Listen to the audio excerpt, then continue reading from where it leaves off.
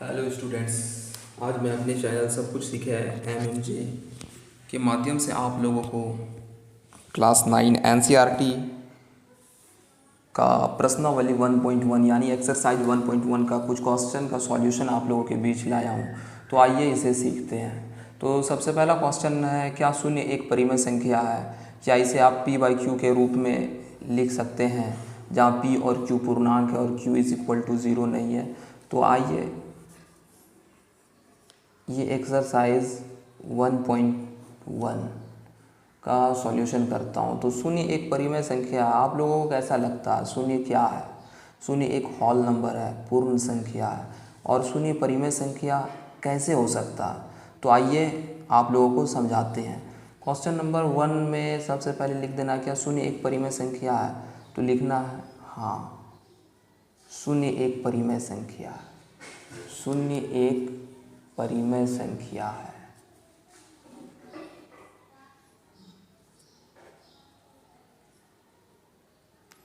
हाँ, शून्य एक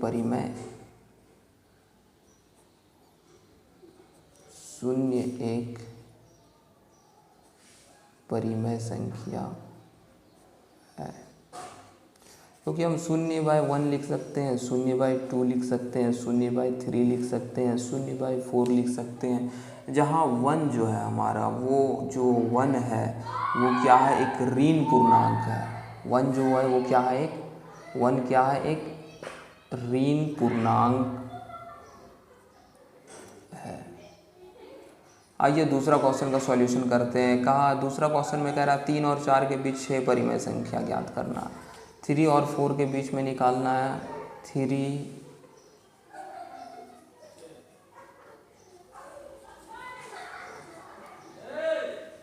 और 4 के बीच में 6 परिमेय संख्या। 3 और 4 के बीच में 6 परिमेय संख्या कैसे निकालेंगे? तो 3 और 4 के बीच में 3.1, 3.2, 3.3, 3.4, 3.5, 3.6, ये पॉइंट हटा देना, ये ज़ीरो डाल देना, ये ज़ीरो डालते जाना। इससे आपको बहुत सारा परिमेय संख्या ये फार्मूला से आप लोगों को निकल जाएगा। ये 31/10, ये सब क्या है? ये परिमेय संख्या है। तो यही होता है, ट्रिक होता है जो आप लोग सीखते हैं अपने स्कूल में, और मैं आप लोगों को ऑनलाइन के माध्यम से आप लोगों को सिखा रहा हूँ। जो हिंदी मीडियम के स्टूडेंट्स हैं खास करके, मैं वो लोगों को प्रॉब्लम समझ सकता हूँ। हिंदी मीडियम के स्टूडेंट का मैं फीलिंग समझ सकता हूँ। वो लोग जो बच्चे होते हैं वो बहुत ही मेहनती होते हैं, लेकिन कुछ फाइनेंशियल प्रॉब्लम की वजह से वो लोग स्टडी नहीं कर पाते हैं। तो आप लोगों को टेंशन नहीं लेना है। आजकल जो इंटरनेट के माध्यम से आप लोग बहुत कुछ सीख सकते हैं।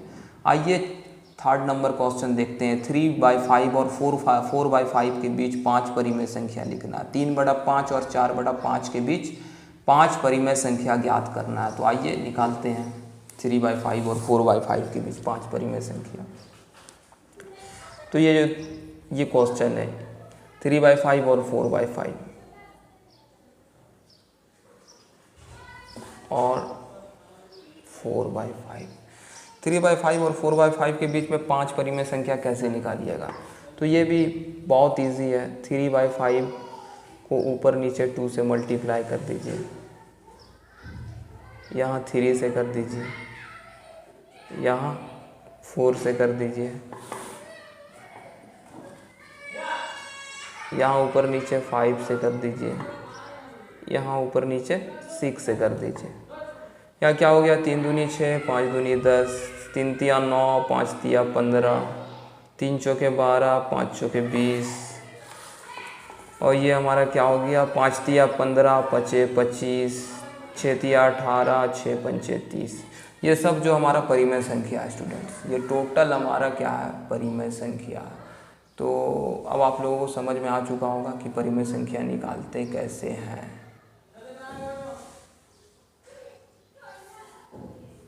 ओके, आइए अब आप लोगों को मैं क्वेश्चन नंबर 4 जो बहुत ही इम्पोर्टेंट है वो बताने जा रहा हूँ। क्वेश्चन नंबर 4 कैसे बनेगा, आइए सीखते हैं।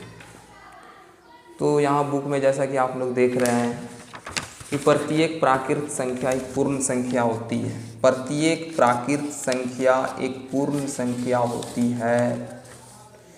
तो प्रत्येक प्राकृत संख्या क्या लगता है आप लोगों को? प्राकृत संख्या किसे कहते हैं? प्राकृत संख्या उसे कहते हैं जो 1 2 3 4 5, और पूर्ण संख्या किसे कहते हैं? जो 0 से स्टार्ट होता है। तो जितने भी प्राकृत संख्या हैं वो पूर्ण संख्या तो होते ही हैं। जितने भी प्राकृत संख्या 1 2 3 4 5 6 7 8 9 10, ये सब क्या है? एक पूर्ण संख्या है। तो 4 नंबर का 1 का आंसर हो जाएगा हाँ। और एक चीज़ आप लोग समझ लीजिए कि प्राकृत संख्या उसे कहते हैं जो 1 से स्टार्ट हो, जो 1 से स्टार्ट हो, 1 2 3 4 5 6 7 8 9 10।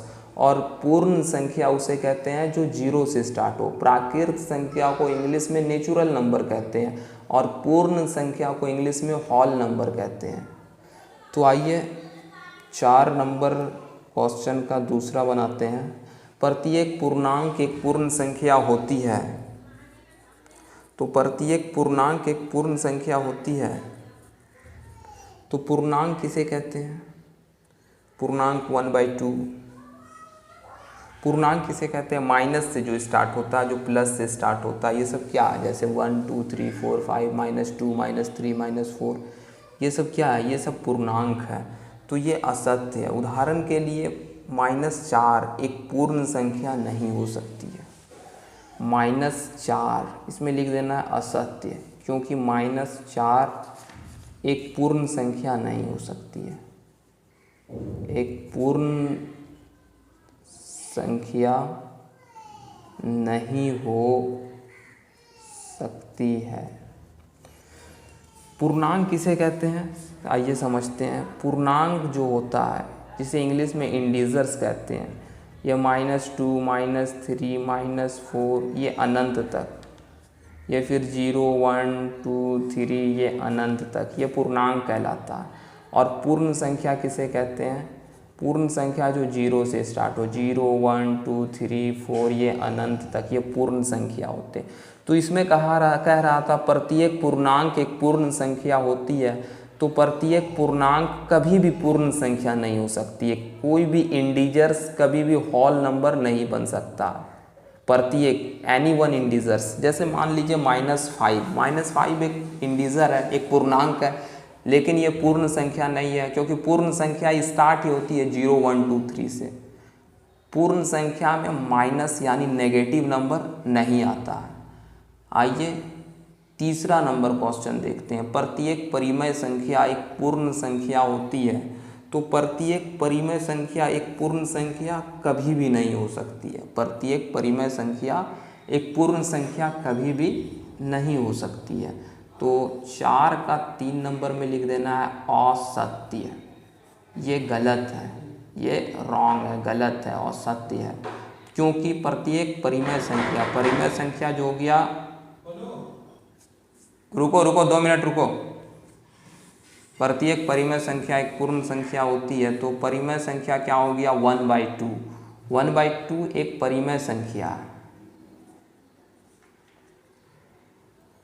लेकिन 1/2 एक परिमेय संख्या है, लेकिन पूर्ण संख्या नहीं है। क्योंकि पूर्ण संख्या जो होती है वो 0 1 2 3 होती है, और इसको जब सॉल्व करेंगे तो 0.5 एक पूर्ण संख्या नहीं है।